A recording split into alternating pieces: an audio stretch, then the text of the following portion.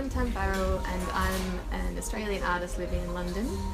I moved over here about 5 years ago and started my work really as a paediatric dietitian working in hospitals over London, but I've kind of in the last year or two moved more into art and design. So in high school I was always really into art and studied art through the 5 years of high school. I always had a real obsession with really detailed fine liner drawings and loved doing it, particularly flowers, and you'll see that in my art at the moment. But kind of dropped out of art in my last year because I didn't really get along with the art teacher. She wasn't very encouraging, so kind of dropped it and went more into sciences and studied nutrition and dietetics, worked in a hospital, so went down a completely different avenue. And the last year or year and a half I just started picking up the fine liner again and really focusing on just getting right into the detail, because it's quite meditative trying to draw that much detail.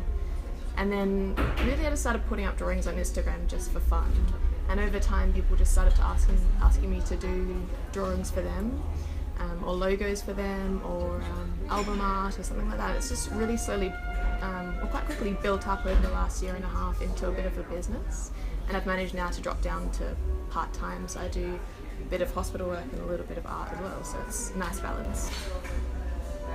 Yeah, so I mean at the start it was mostly just my drawings. I'd put them up and I'd draw whatever I like, and I mean there's no pressure in that, and I find it's a lot easier to come up with ideas and there's a lot of freedom.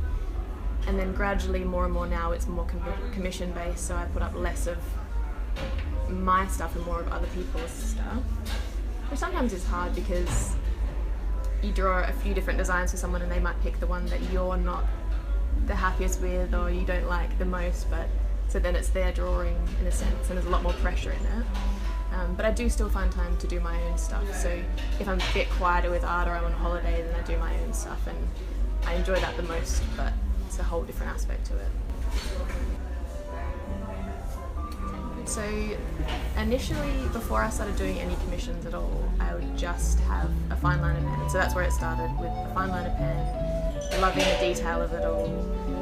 I love the contrast, so you'll see all of my art is black and white, and that's because it started out with fine liner, so that's where the black and white came from. But also I just love contrast in general, so like flowers in a cigarette packet or black against white, so I love all that contrast with it, whatever I'm drawing. But my process is generally, if I'm drawing for myself, sketching out a design, usually using either a photo or a real life reference like a flower, and then going over it with fine liner in a lot of detail and really getting it as dark as possible. And then I tend to scan it in and then put even more contrast into it so I can get even more difference in the colour. If I'm designing for someone else, I tend to draw on straight into an iPad, because with people wanting so many changes, it's really hard when you're drawing by hand. If they want something slightly sized differently or something moved a little bit to the left, then you have to redraw the whole thing. So I've started now to draw more with an iPad, which is a lot easier, but it's not as fun.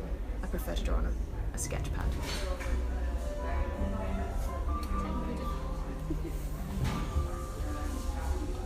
So some other fun projects I've been involved in through social media.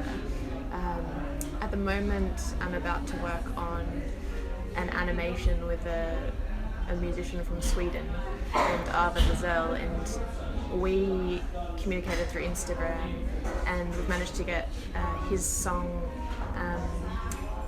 and I'll start to draw out some scenes of the song, and we've got an animator who's going to animate those scenes and to create a bit of a music video for that song, to something completely different, which will be really fun. So another fun project I've been involved in is with a Syrian refugee program, where the refugees write amazing poems or whatever they're going through, whatever they're feeling, and different artists from around the world illustrate one of their poems. So my illustration with the waves going into a heart with the little bottle with the rose in it was called A Poem for a Friend, or A Letter for a Friend, and that was amazing to be able to bring his poem to life. So things like that, it makes it worthwhile. So nothing for money for that, but it was just a really fun project and something something to help in little ways.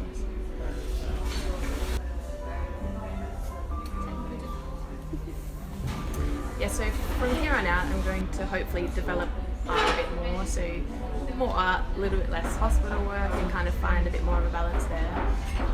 I'm going to start developing my website, keep doing logos, album art, stuff like that, and also starting to do some apparel, so little designs on t-shirts, so have a look out for that.